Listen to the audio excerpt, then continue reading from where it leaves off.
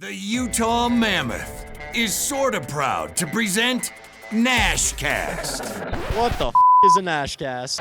Nashcast, the only hockey show on the planet. Hosted by a human speed bag, fourth line wannabe, healthy scratch, schnozzy moto, Tyson Nash. Who the hell is Tyson Nash? Never heard of him. And the baritone with a brain, the velvet hammer, Mr. Silky, Tono Suave, the radio voice of your Utah Mammoth, Code Blue! Mike Folta. Oh, Captain, my Captain! Nashcast begins now. Ready for takeoff. Here's Tyler Ganoush and Mickey Foghorn. Wait, what? Oh, here's Tyson Nash and Mike Folta. Well, welcome back, Foltz. My goodness, are you kidding me? We're at it once again, Foltz. Unbelievable. I love what you did with the place. You exchanged the spatulas for hockey sticks and helmets. I mean, that is some what is that? Hard working cooking back in your house. Look at that thing, buddy. You look sharp. There's a lot of work that gets done in this kitchen back here. I'll have you over sometime, Tyson. I'll make my famous chicken and wine sauce. My mom's and grandma's recipe. It'll feed the masses. So come on over sometime to my little 400 square foot apartment, and we'll have a great meal. What are you, Farmer Brown, right now? Are you out in the garden or something? Well, how are the petunias looking? I definitely need one of those phones that ring, Foltz, because I know you've had some of the other broadcasters over, but I haven't made the list. But so yes, I've been working. That's how I earn my keep around here. So I've been busy. I was weed whacking and actually weed whacked the hair a little bit. Everyone was making fun of my helmet. They called it an old XL7 with a chin strap. So I thought I'd get the haircut dialed in for the episode. Bernie Federko, right? How good was that? Unbelievable. This is a legend in St. Louis for the Blues. Played 13 years with St. Louis. Holds almost every Blues record known to man. Did not win a Stanley Cup. He talked about that, but he pretty much won everything under the sun, Foltz. He was an absolute beauty. He didn't win a Stanley Cup, but he was very clearly one of those pillars in St. Louis that built up that organization to what it is now, where you have an alumni base and a fan base that's very proud of their team because of the way that guys like Bernie played the game and carried themselves in the community. It was awesome to talk to him. How'd you guys end up making out in that golf outing that day? I was hoping you weren't going to ask. Bernie was solid. Let's just say I didn't have my man. Okay, he had his guy. I did not have my guy. I couldn't putt to save my life. Yeah, I couldn't putt to save my life. But I'll say this: after day 2, we were almost dead last in our flight. By the end of day 3, we were second. We were runners up. So we finished second in our flight, which was absolutely huge. There was about 1,000 people surrounding hole 1, the green, and he was frothing at the mouth. He's like, "God, a couple more putts, Nasher," and we were in the bull rush, they call it. So we didn't make it, but we had a ton of fun. I think we drank every bottle of wine in all of Idaho. So I'm trying to do a big cleanse right now. So a little rusty, little foggy, Foltz, but I'm excited for this pod. Well, while you were partying with Hall of Famers, we were partying with a Hall of Fame dog over at Smith's Ballpark. It was Archie's first birthday. Nasher, you can't get that many people. I can't get anybody to show up to my birthday party. And this 1-year-old black lab had thousands of Utah fans show up. I couldn't even get a picture with the guy. The line was so long. But we had a great time at Archie's birthday, and we missed you there at Asher. But some other quick updates too. We had Karel Vejmelka show up on the cover of, was that Forbes in the Czech Republic? They did a full feature on Utah's Wasatch Wall. Karel Vejmelka. What a cool. There he is on the cover. What a cool moment for Veggie as he kind of ascends to even further stardom in his home country. What an absolute stud on and off the ice, right? I mean, the nicest guy. And what people don't get an opportunity like we do, Foltz, is a chance to go into the locker room, talk to him on the plane, right? Talk to him in the hotel restaurant in the morning, and the time he takes for us, right? And that's why he's so beloved in that locker room. And then obviously his play speaks for itself. I cannot wait to see what Vejmelka does this year for the Utah Mammoths. We saw just a snippet of it. I've seen it for a couple of years, but I think his confidence rose to another level. He's an absolute beast. I mean, what is he, 6'4", 6'5", 220 pounds? He may be the best athlete on the entire hockey club, right? I mean, this guy is a man amongst boys, really. And so not surprised at all. He's on the cover of Forbes. But what I want to know more importantly is, what did you get Archie for his birthday? I know you're a little tight. So what'd you splurge on for Big Arch? Me and Nick Olchek went in and split some dog treats together. So go crazy. We teamed up on that one. He was getting spoiled all day. It was a blast. But one more thing on Veggie too. Second highest paid Czech goaltender behind only Anaheim's Lucas Dostal, who just got a big new contract. But did you see this, Tyson? He was like, I think he was catching a first pitch at the Czech national baseball teams. I don't know if this is like an exhibition game or something, but we have Lauri Markkanen for the Utah Jazz playing hockey, and then we have a hockey player, Karel Vejmelka, out on the baseball field. Like these Czechs and Finns are all over the place with their cross sport functionality. And why? I just want to, like, it makes sense, right? That he's catching. He's a goalie, obviously, but the pressure in that moment is throwing the pitch. And I can tell you, I've done it. I did it for the D-backs. I've never been more scared. I didn't play baseball growing up, so I was kind of behind the eight ball, but I'm on the mound and I'm launching one. Go ahead, by all means. I'm launching one. I launch it right over the back catcher's mitt. Couldn't even catch it. I mean, and he did everything he could. I got booed. I got to tell you, it was one of the worst moments of my professional career, right? So love to see Vejmelka. This guy is so popular, so well-known in his home country. So love to see it. You're telling me they gave you a custom Diamondbacks jersey that says Nash on the back. You go up in front of everybody on the pitcher's mound. You're looking at 60 feet, 6 inches, and you give us a 50-cent pitch? Like, just launch the grenade over his head? Wild thing. It was nasty. But you know what? They don't let you stand right on the mound. So it wasn't even 60 feet. You have to go in front of the mound because only the real pitcher, it's like a superstition or something. They're like, get off my mound, right? So, and probably for the better, because after I tend to rub off on everyone, even golfing with Bernie. I kind of rubbed off on him by the end of it. I mean, he was shanking balls. He was missing 4-foot putts. So that's kind of how I work.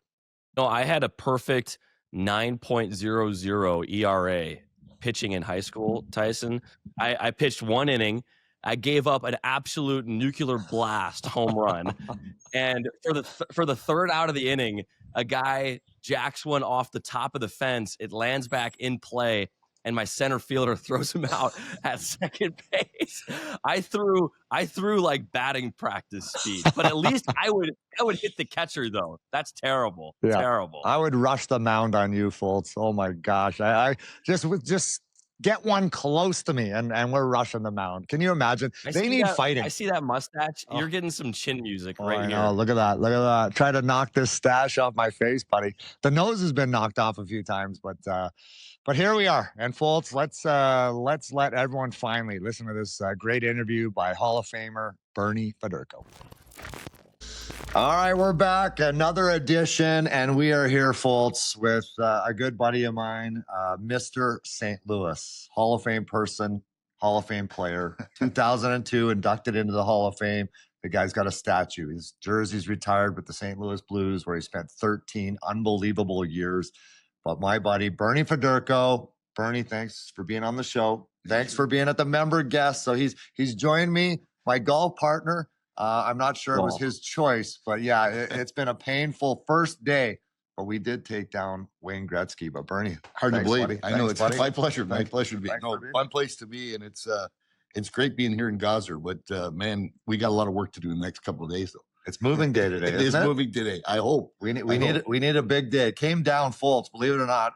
Gretz sticks one on 9, right? So you play what, 4 9-hole matches, and we're playing the great one, right? So I got a Hall of Famer in Bernie, also has a statue, and a Hall of Famer in Wayne Gretzky. I was a little bit nervous to start out, but we kind of took it to him, especially on that last hole. The last hole, it was you playing by yourself too. I was ready in my pocket. Oh yeah, I hit it in the second one into the trees. So I was out at Nash made a par 4 for 3, and yeah, we ended up beating them 5-4. So we're pretty proud. We actually, I think, took the accolades too long, because after that we lost the next match 6-3. So I think we forgot about the afternoon. We don't need to announce that yet. All right. I mean, we got sandbagged, Folta. That's what happened. We got absolutely sandbagged. So this is Mike Bernie, Folta, a good partner of mine as well. Hey, Mike, how are you? Great to have you, Bernie. We hear a lot about Tyson's golf escapades from his point of view, but from your point of view as a partner, as someone who plays in his group, like, is he the all-time vibes guy? Is he playing music? I mean, what kind of teammate is he on the course? Mike, there's music, there's nonstop talk. He is in everybody's face the whole time. No matter what shot they hit, no matter where it goes, he's in their face. And it didn't work in the second match, but he's fun to play with. And actually, I heard that his swing wasn't that good. His swing was good. He actually hit the ball really well yesterday. Had a few bad holes, but when we needed, we hammered it in the first match really good. Second match, I wasn't very good, and he kind of tried to help me out, but things didn't go as well as it should. Folta, our levels were dialed, right? It's crucial to have your levels dialed, and we had them dialed in the first 9 holes. Yes, we did. We had a break. I think I ate too much because kind of came unwound a little bit in that last match. But we closed this place down last night.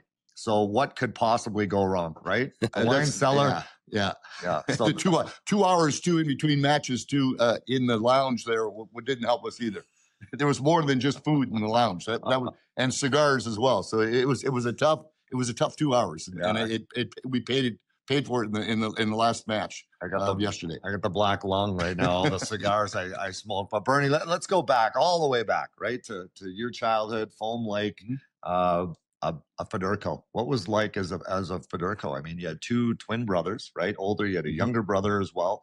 But who wore the pads and who played hockey? You know what's funny is that, I mean, Dad used to build a backyard on the garden every year, because I mean, when I first was born, really first 5 years of my life, I mean, the rink was across the street from our house, and unfortunately, it burned down when I was like 6 years old. So it took like 4 years before they built another one. My older brothers, being 3 years older than them, they kind of missed that very important part of they were like 9 to 12. They really didn't play hockey at all, so it really hurt them. But Dad would flood the garden, and we'd be out there almost every night. We'd shovel it. It snowed like crazy. I mean, we always talk about how the weather has changed. Well, back in Saskatchewan in those days, we must have had 8 feet of snow every year. So by the time we finished shoveling the rink, the rink got smaller and smaller, and the walls got higher and higher. So that's all we did. So we played hockey, and really, I was the middle, or the youngest. I was in the middle of it. My older brothers used to have 3 years older than me. So we would have pickup games in the backyard, and of course, their friends would all come over, and I would be the last pick. And in the team, I know how that feels. Yeah, exactly. So I think it was really incentive for me to kind of try to show them all. But no one had pads in those days. We just played in the backyard, and for the most part. But once we went to the rink, once the new rink was built, it was a lot of fun, because we had a beautiful facility. They built a curling rink and a skating rink next to it. And for a town of 1,200 people, it's a really, really nice facility. And that was the beauty about growing up in a small town, is that you didn't have to try out for anything. If you were in that age group, you were on the team. Now, if you were good, you played more. If you were no good, you were the goalie. And that's basically how it worked. So that's kind of what, because they didn't care if the goalie could skate in those days. Now I think the goalies are the best skaters out there on every team. Folta, are you the goalie in your beer league there? I'm filling up the water bottles. Bernie, in your Hall of Fame speech, you mentioned a priest who helped get you your tryout in juniors. Did he have to take a couple bucks out of the collection plate and sneak them under the table to get you on the team? Can you tell that story? Yeah, I don't know. So Father Mel Fenrich was his name, and he was he actually was. I mean, Foam Lake and Wynyard are like 30 miles apart, so he had both parishes. So he would come back and forth, and he used to come and watch the games, and he was a really good friend of Jackie McLeod's, who was the coach of the Saskatoon Blades. So it's kind of, I got put on their list, and because of that, I got a tryout. And I had, like, my folks, all the Saskatchewan junior teams wanted me to come. When I was 15 and 16, they wanted me to come and start playing, in either Yorkton or Humboldt, and all these teams that had Saskatchewan junior. But my folks, my mother was a school teacher, my dad ran the school district, so it was education first. So there's no way I was going to go play Tier 2 hockey. They said, no, you're not doing that. So when I did get the opportunity to go try out for the Western Canadian Hockey League at the time, my older brothers were already going to the University of Saskatchewan. So Mom and Dad said, you may as well go ahead and try out. I had no idea what to expect. I'd never really been to a junior hockey game before, and especially the Western Canadian Hockey League game. So when I went to camp that year in September, I had no idea how good I was or where I matched up. I was good playing against all the other, the kids that I played in, whether it would be Bantam or Midget, right. But where do you stand on a national level or in Western Canada? And I was very fortunate to make the team. So when I made the team, it was kind of changed my life there. But I had no expectations when I went to Saskatoon to try out. Were you 15 then? No, I was 17. Oh, you were 17? I was 17, yeah. I just turned 17 in May, and I went into tryout. And, yeah, so I had no idea where I would fit in, and I ended up making the team. And it was, I think, probably a shock to me and to everybody else. But my brothers were already there in Saskatoon, so I got billeted out, and my folks made the drive. As I think I mentioned that in that speech to Mom and Dad. I played 3 years as junior in Saskatoon, and then my younger brother played 3 years with the Blades right after that. Mom and Dad never missed a game in Saskatoon for 6 years. I mean, they made that 150-mile drive in for every game and then went home. Sometimes they stayed at the apartment with us, but they made that trek every day. And Foltz, that trek, I can tell you, in the dead of winter, I mean, your life is at risk. Absolutely. I mean, the frozen roads, I mean, it's pretty straight. I mean, your dog can run away for miles and miles, right? And still see him. That's right. So he's not getting very far. But right. Talk about that first year. I mean, you go in there as a rookie, and obviously it kind of, lit a fire under you because you're like, hey, now I can contribute on this stage with these kids because they're still 20, 21 years old at that age. And you put up, 22 goals or something? Yeah, something like that. I mean, it was a learning experience because, I mean, you don't know what you're playing against. And all of a sudden, I mean, there was some kids, I mean, obviously there was a couple of guys on the team that were the same age as me, that even Fred Williams had already played a year junior by the time I got there. So the older guys, I think, is that who you learn from. I mean, Jackie McLeod was a great coach. I mean, I think that's one of the things that we had with the Blades is that we had, he was the coach of the national team for Canada. So there was a system for everything for him. So it was a great learning experience to have him to be, learning under what he had to say. But for me, it was just a learning experience because it was traveling, getting on the bus. I mean, you were going, I mean, we played 72 games. I mean, when I was in Fond du Lac, I played senior hockey. So we probably played, I don't know, if I played 30 games in the entire year, that would have been an awful lot of, of hockey. But to be in the Western League at the time, they're playing all those games. It was a tough go. I was in my last year of high school too. So with the books and trying to do all that stuff at the same time, and graduating from high school, it was a long year. Well, you didn't have a hard time because a few years later, you put up 72 goals, 187 points, Foltz. I didn't put that in my entire career in practice, right? I was in net. Even if you were in net, I wasn't getting that many points. But you both broke Bobby Clark's record as well. Tyson, that was such a. I mean, I don't know what I want to call it. That was the year there where everything was perfect. I mean, it was everything. It seemed to go just absolutely anything I did. It was perfect. I mean. That better happen on the course today. I hope that's a possibility. But it was like we were a good team.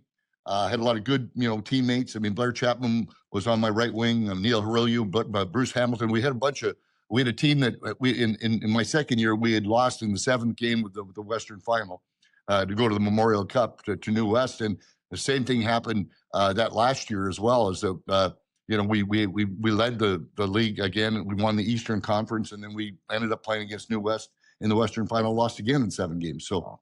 It was one of those things we never got a chance to go to the Memorial Cup. But for me, it was a I don't want to call it a breakout year. It's just like it was one of those years that, especially when it's your draft year, to have that happen. I mean, I led the league. I was the MVP. Everything went so well, and it was it was kind of one of those years where I look back and say it was phenomenal, even for me, to think about what happened. And you were one of those guys who were drafted in both the NHL and WHA drafts, and you get drafted by St. Louis in the NHL. I mean, did you even know where St. Louis was? Were you thinking about going to the WHA at that point? Because it was still a pretty big deal.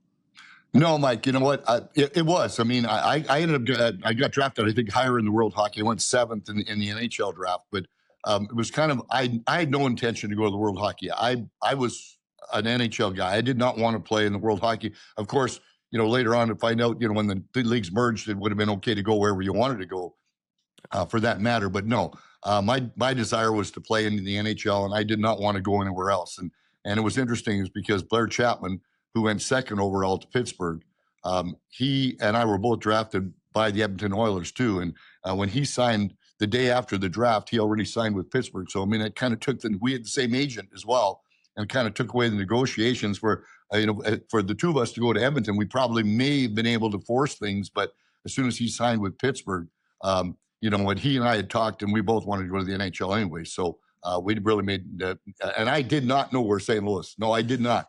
I didn't really know I knew enough about the Blues to know why would they pick a center iceman, because they had Gary Younger and Red Berenson, Larry Patey, Derek Sanderson were there. And I'm going, why am I going to a team like that who already has, a number of really good center icemen? But it worked out that way. And, all these years later, I was glad that it ended up going that way, because I was disappointed when I got drafted 7th overall, because when I was in Montreal at the Memorial Cup, I was representing the Western, Canadian Hockey League, and my agent was from Montreal, and I actually we met with Max McDabb, who's the GM of Washington Capitals, and I thought I was going to go number 1 overall to the Capitals. So and that was with the days there was no, it was a phone call. Yeah. I mean, it was like I got a call at like 7:30 in the morning to tell me that I got drafted. I mean, there was no hoopla like they have now, where they've got the kids are all in LA at the draft, and you come up on stage and put a jersey on. There was one phone call and say, "Hey, Bernie, you're part of the Blues. Thanks.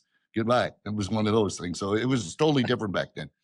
Well, I'll try going 247th overall and tell me how angry you'd be, right? And this guy wanted to go 7th, wants to be first. I love it. That's our mentality, right? I mean, absolutely. You always want to be the best. But talk about, I guess, your first game.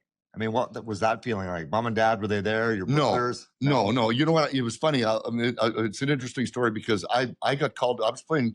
Our farm team was in Kansas City, which is only like a 3-hour drive, 3.5-hour drive from St. Louis. So Barclay Plager, I mean, was probably the greatest thing that happened to me is that I got sent to the minors. What had happened during the summer that year, I broke my foot playing basketball at hockey school about 3 weeks before training camp. So I went to camp with a cast on. They took the cast off that morning of the first session, and I'm out there skating, and I hadn't, of course, not worked out, not done anything, because I had a cast on my foot for long way from the heart. Oh God, but it was so difficult. It was like embarrassing, because I would turn and I would fall because there was still pain in there, and I would fall down. It was like, how did you guys make this guy your first pick when he can't even skate? So it was one of those things. So when I did get sent down to the minors, it was really the best thing that happened to me, not only because of the to get kind of as a pro to get used to what was going on, but we had a really good team down there. Barclay Plager was the coach. Bart was the greatest guy that I had ever met. The enthusiasm they had. He was a player coach. He taught us so much, and it was just learning. We were supposed to know hockey-wise, but it was just learning what pro hockey was all about. And I only played 42 games there, but I don't think we lost more than 5 or 6 of them. So we had such a good team that it was great. But when I did get finally called up, I got called up on it was like the 20th of December, and my girlfriend at the time was from Saskatoon, who's now my wife. She was coming to Kansas City. Another overachiever, by the way. Welcome to the club. She was coming to Kansas City to spend Christmas with us. Well, I got called up. She was on a plane when I got called up, and there was no cell phones, no nothing. And she was, of course, coming from Saskatoon, connecting Toronto, I think Chicago, St. Louis. I mean, the milk run.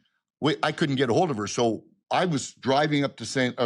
Louis. She was on a plane. And my roommate in Kansas City, she had never met, didn't know who he was, had to pick her up at the airport. And she thought I was, I was tricking her, that I was actually somewhere back there. Oh, sure, you're not here. And I got called up to St. Louis. So we flew to Colorado. I played my first game against the old Colorado Rockies. Wow. And it was special because it was my first game because, you got there, but, didn't play much. I don't really remember much about the fact that, calling mom and dad and say, hey, I've made it. I'm in the NHL now. But I played that game. We went to Vancouver on the 23rd. We played in Vancouver. Rick Verbeday was my right winger, and Chuck Lefley was on the left wing with us. We sat on the bench in Vancouver, didn't get a shift. In the second game, we sat at the end of the bench. I didn't even get credit for that. When your pension wise, I didn't get credit because you have to have one shift. We didn't even get a shift. So that was it. We came back, and then I ended up through Christmas there. We were in St. Louis practicing, never played a game there. On the 5th of January, got sent back down to the minors.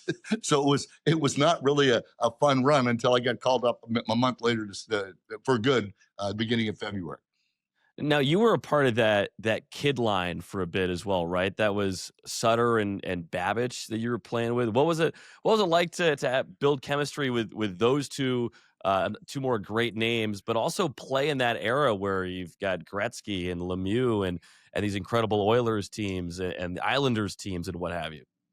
Yeah, Mike, that was really a good experience. I mean, that was kind of our breakout time. Is that the coach got fired. Leo Boyven had got fired in St. Louis late in my second year, and then Bark came in. Emil Francis actually and coached the rest of the year, and then Bark came in as the head coach, and all of a sudden, because Bark knew us so well from playing in the minors for him, that third year it was our breakout year. We were now the roots of the nucleus of the hockey club. I mean, Gary Younger was not playing. Red Berenson retired, so all of a sudden we were the number one line. So we got the opportunity to play a lot of hockey. We were on the power play. We did all the things that you want to do.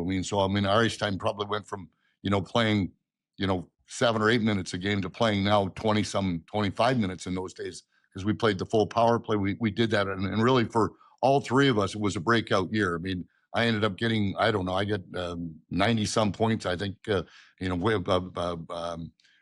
Brian Sutter scored 40 goals, and Babs scored a bunch of goals too. And that was when we really knew that we could play and that we were worthy of getting the ice time, because we felt that we could put numbers up. And now it's just a matter of trying to be consistent. And in those, it's always a tough league. But as a center iceman, there were so many good center icemen. Trotchy. Gretzky was coming up. Howardchuk, Dennis Savard. So there was a lot of skill in the league at the center ice position. Guys like Sittler was still in the league. So Bobby Clark was still in the league. So it was a tough battle. It was watching them, learning them, and all of a sudden, you get the opportunity. Taking faceoff against Phil Esposito the first time was so wonderful for me. Taking the faceoff against Stan Mikita. Those are the dreams that you have as a kid, and all of a sudden you're face-offing against them, and you get to talk with them at a face-off, and I think that's the most special part about it. Well, speaking of special, fast forward 11 years later, right? What, you were the 22nd player to score 1,000 points. He hits 1,000 points 11 years later. That must have been a huge night for you. You know what it was? It's those are personal accomplishments. You know what it's like. We try to win a Stanley Cup. That's the whole deal. You try to be on a team, and you try to be a part of a team that you contribute so that you win a Stanley Cup. And I think those things that happen are just, milestones that happen along the way. Right. I don't think I'm not coming into not for this guy, because I wasn't coming. I'm not. As everybody is. We come into the league to try to win a Stanley Cup. It's a great way to make a living. They pay you to play a game that you love to play.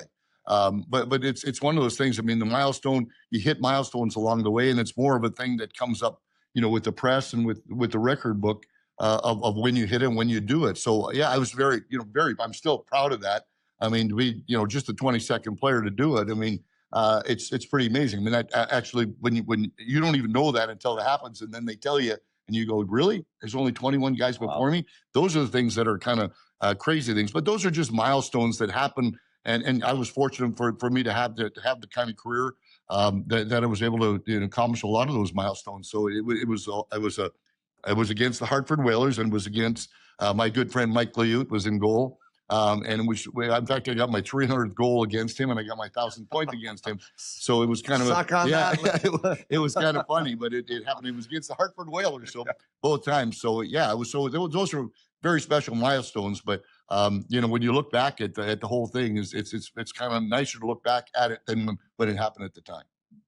Was there anything when you got to the league, Bernie, that made you think like, oh, we're not in Foam Lake anymore? Maybe you go to a big city or something like that, and it's an eye-opening experience, or someone has to nudge you maybe and say like, yeah, we do things like this, not like that. I think that's the whole experience. I grew up in a little town in Saskatchewan.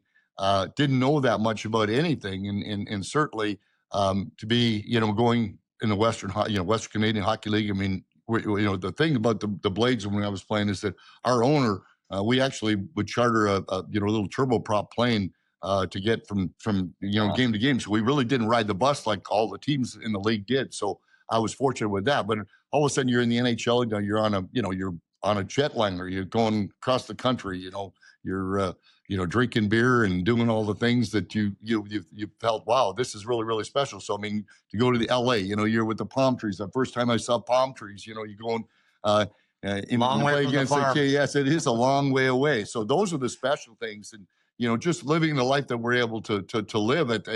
And that was really before the era of the money that was being made, where you could, but we felt, that we were way ahead of everybody else because we were getting a good salary. We were having fun. We were, you're with the guys every day. And that's the thing, you're in the locker room joking. And you should have heard the stuff going on between him and Dougie Wade and Walt yesterday.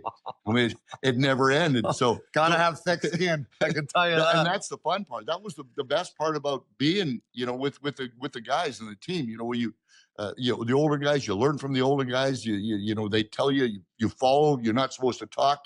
You come, you sit in the corner and you listen. And then when it comes your turn to talk, everybody else is supposed to listen to you as you get older. So I think that's still the one great thing about the game of hockey is that there's that hierarchy that when you come in, you're the little guy. No matter where you are, if you're the first draft pick overall, you're still the little guy. And, you work your way up. You listen until it's your turn to lead. And I think that no one does it better than NHL players. The way they have respect for each other, everybody has a job to do. And I think that when the young kids come and learn that way, it makes them way better players. Speaking of jobs, I think we had the best job in the world playing in the National Hockey League. Yes. I know for me, certain things I miss, but what do you miss most about playing in the league? I think just, you miss the competition. You meet, the bright lights where, you're in front of 20,000 people out there cheering for you or booing against you. It's a special time. But I think the most thing, like everybody else when you're out, is I miss the guys. I miss, the camaraderie of the jokes and the laughter when you're in the room and you're on the road. Our day was, we were on a commercial airline. One guy was sitting in the middle and, if you were one of the veterans, you got to sit on an aisle or in the window, but the guys were in the middle and with the shaving cream on the head when the guys fell asleep and all that kind of stuff. That's what I miss the most about it. It's just that everyday interaction with the guys where you just, hockey was almost secondary. It was having fun was really the biggest part of it until, it got serious when the game started. So that's kind of the way it was. And that's what I miss the most.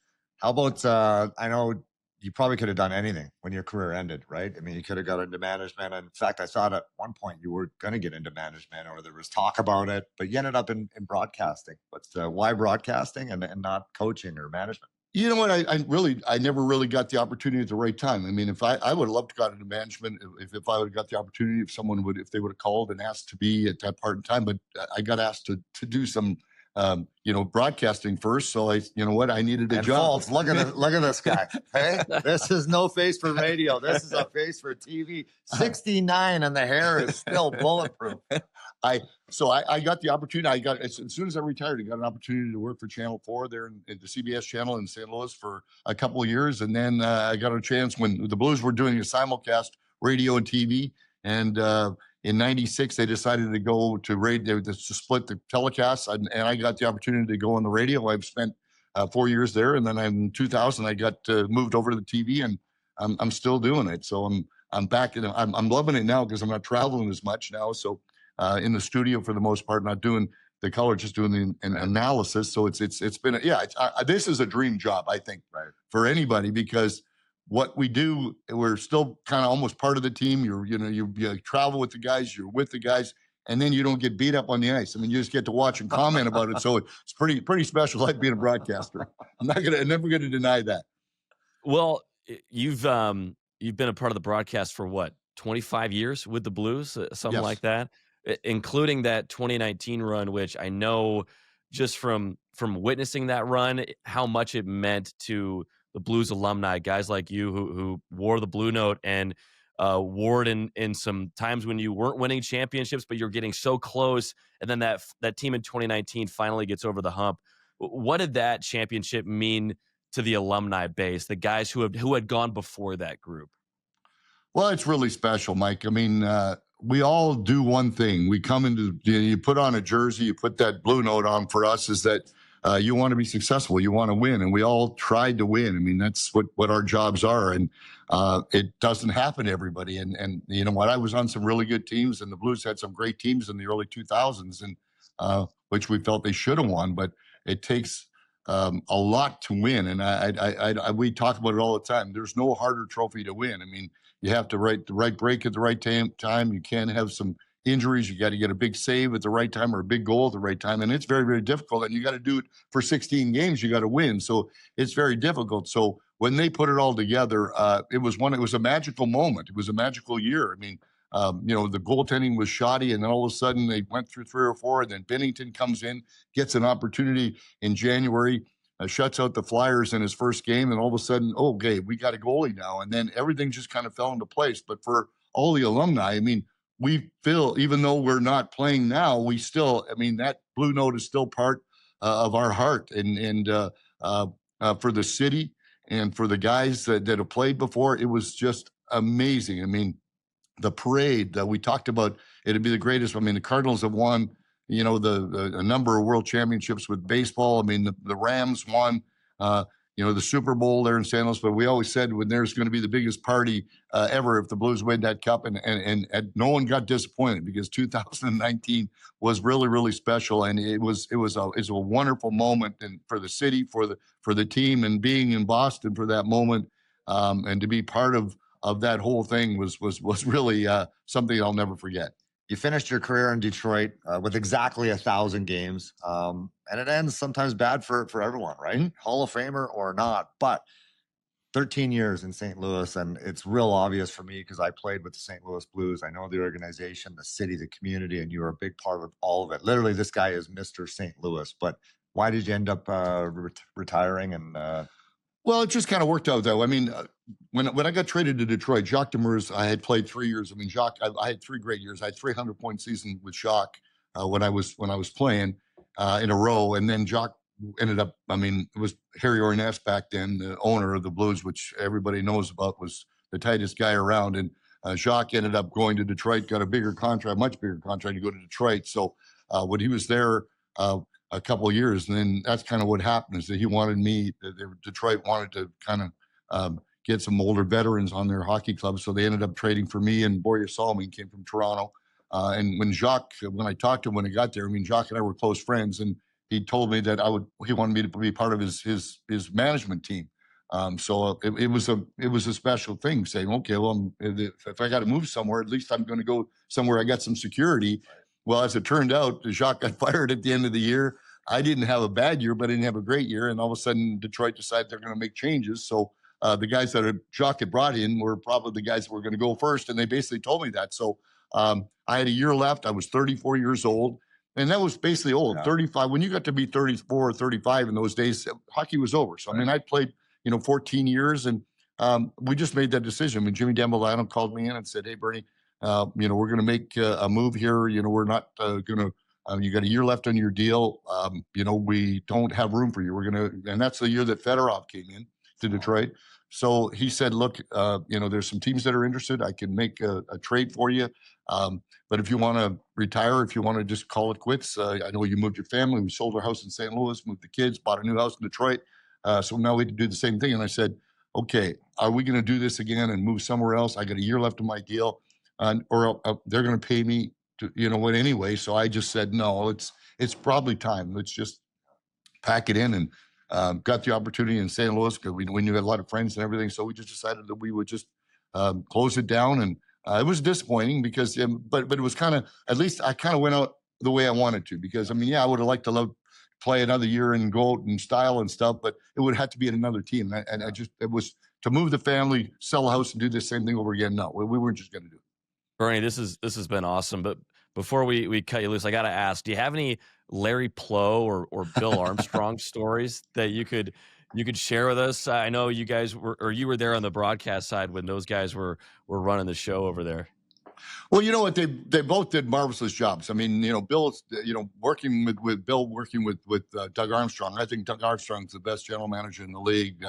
The things that he does, the players that he's not only drafted, and Bill was a big part of that, but he always is able to make that big move, the right move at the right time. I mean, if you go back to 2019, getting Ryan O'Reilly, the year before they got Braden Shen, the little pieces that he's put together. Now, Bill, I know, learned a lot from Army, and I think that Bill's going to do an awful lot of great in Utah, and he'll continue to do those same things. But Larry was just a steady guy. I still like Larry. I mean, Larry was one of those guys, didn't say much, was really, really quiet guy. But no one worked harder than Larry, and it's unfortunate under his time in St. Louis. I mean, that was the early 2000s. They had some great hockey clubs, and unfortunately, things didn't go well. I mean, the President's Trophy year, the long shot that beat Roman Turek in the first round, Game 7. There, I think I was on the ice for that one. Well, you probably were. I took a minus for that one. So it's those things that happen, and I felt we've always felt bad for Larry because he had put together such a great team. That he deserved better, and it's those are the things that happen in the game of hockey, and that's why I keep saying is that it's so hard to win it. You can have the best team, and of course, in those years, I mean, you got Detroit had great teams, Colorado had great teams, Dallas was a great team, so all in the same division, and to be a GM in that time was very, very difficult, and those games were also competitive. Any one of those teams could have won the Stanley Cup through those years, and it's unfortunate Larry wasn't able to win one of those. I was a part of those teams. It was heartbreaking. Yeah. And there were wars. Every year it was Detroit, it was Dallas. But last one for me, Bern. I don't know if there's anything cooler in the world than driving past the Enterprise Center and seeing that statue. You got a statue. I mean, I can't even imagine if I had a statue. It'd be an expensive one because the nose. Well, mine's not that much smaller than yours. So well, what was it like? What? That was. That's so surreal. It's still surreal to me. I mean, it's especially for my. I got 3 sons, and for the family to see that every time they go by. I think I'm probably at a point where I go down past that so many times that I don't even pay attention anymore. But it's pretty special when someone says, "We'll meet you down by the statue." So that was something that you can't. I couldn't even describe that. I mean, when they made the announcement on the ice, and I'll tell you a funny story. So because when they made the announcement at the game, I had no idea because you could, it's so loud, right. and the speakers don't work. You can never hear when you're on the ice. And I got in the elevator with the owners and my wife, and they had this little statue. They already had a duplicate of what the statue looked like. Wow. And, it was already, bronzed. And I've got this with me, and I had and my wife said, "Bernie, do you understand what this is?" I said, "No." I said, "They're making one like this outside." I said, "I didn't even know. I could not. I didn't know." So it was one of those things that is like, oh, okay, now I get it. Now I understand why they did this at center ice, because I couldn't hear it. And she didn't want to, it was a surprise. Yeah. She didn't want to tell me about it. So, but after that, going out, we went out to Harry Weber's, the artist that did it, the sculptor, and just to go and be part of that and see what he was doing. And I still actually have the clay head, that was bronzed, and it's massive, and it's in my wine cellar at home too, because it's nice and cool and it doesn't melt or anything. But no, I mean that's still. I mean, who expects to ever, or who even dreams of having a statue? Yeah. So yeah, it's very special. So I couldn't be more happy about it, or it's just it's a special thing. Unreal. I've seen the statue. It's incredible. But I forget. Did they have the mustache on there? Oh yeah, the mustache is there. Why do you think I got this? And now he doesn't even have it on. I'm the only donkey with a mustache right now. At least he shaved this part here off today. Yesterday he got so much He got so much from Big Walt and Dougie. He finally shaved it off. And I just noticed that now that he shaved it off. I know. It's for Hulk Hogan. The Fu Manchu. Yeah, Hulk Hogan. Well, Bernie, we got some work to do, folks. It's moving day here at the member guest. I'm so happy to have Bernie Federko in the house. So hopefully that back is strong. You can carry me around the course today, and we move up the ladder. We'll do our best. That's all we can do. Thank you so much, Bernie. This has been awesome. Been a pleasure on with you guys. And I hope good luck to Utah this year. I hope they have a great season. It's great to have them in the division. And I'm going to try to get out there to a game and watch one of the games out there. Joey Vitale was hitting the slopes, I think, before one of the games. Yes, he was. So if you want to strap some skis on, I think you might have a buddy out there if you hit the mountainside. I may do that. Foltz, what an interview. We were not disappointed. I hope everyone out there listening really enjoyed that one. Bernie Federko, this guy is a living legend with the St. Louis Blues. I think he played 13 or 14 years. The stories were just flying. How about his junior hockey days? He said his parents, who, in my mind, Foltz, as we all know, right?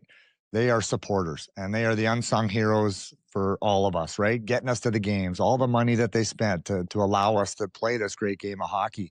And they didn't miss a game, and that was no easy trip, right? And that weather, I can tell you, I mean, it's minus 40 below. There's snow drifts, and they're going is the easy thing. It's getting back after the game, right?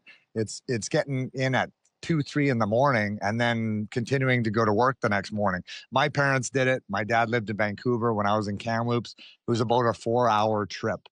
So 8 hours, he'd drive up for the game, and he would drive home after the game. He'd get home at 2 or 3 in the morning, and he'd be up at work at 8 o'clock. So, Dad, if you're listening, thank you for all that. It did not go unnoticed. But how about those stories, Foltz?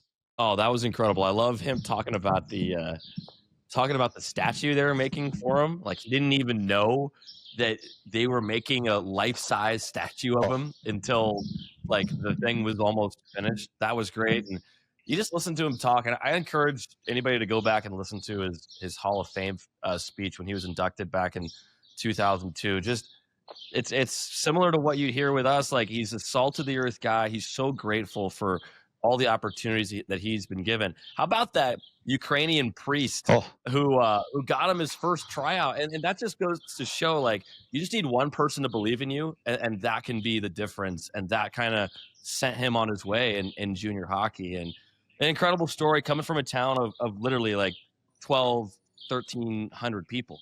And making it to the NHL and playing in one of the greatest eras of the NHL against Gretzky and Lemieux and all those guys during a time when there were the dynasties of the Islanders, the dynasty of the Edmonton Oilers, and he was right there with those guys. He was in the mix. He was more than right there with those guys. He was one of the guys, right? He was one of the top elite players in the National Hockey League. And you go and you look at his numbers, and, you know, they jump off the page at you. This guy played exactly 1,000 games. It was hard. It was actually comforting for me to know that this guy's a Hall of Famer. And even for him, it ended bad, right? And because everyone thinks that you sail off into the sunset and everything's great. Well, he wanted to get into management. He didn't want to get traded to the enemy, the Detroit Red Wings, right? He wanted to, I'm sure, to end his career where it started with the St. Louis Blues. And even for a Hall of Famer, you keep knocking on that door, and eventually, you know, people don't answer, or you don't get what you want, right? Or deserve. And he deserved it, right? And I would have loved to see Bernie in management or coaching, but I am very thankful that he got into broadcasting, because his partner, Ken Wilson at the time, who is unreal at his job. He is amazing at his job, but he hated me. He hated me. And you could tell in his voice how he talked about me during the game that I'd get beat up, and he's like, well, that knocked the smile off of Nash's face. Like, basically, like, happy about it, and like that I deserved it or something. I'm like, you work for the St. Louis Blues, bro. Like, you're actually ripping me. But it was Bernie who would turn things around because he played the game, and he'd be like, no, this guy stood up for his teammate. Like, that is awful what happened to him. Yeah, he got knocked out. He's unconscious, and his nose is on the side of his face, but he did it for his teammates. He drew a penalty, you know? So that were, you know, what I really appreciated about Bernie. And he's still in broadcasting, 30 some years later. So very good, very talented, and what an unreal human being. Well, this was awesome. Great chat with Bernie. Nasher, good luck with your gardening here. I'll be in the kitchen whipping up some PBJs or spaghetti or something. But we'll do it again next week. I love it. We'll continue the show.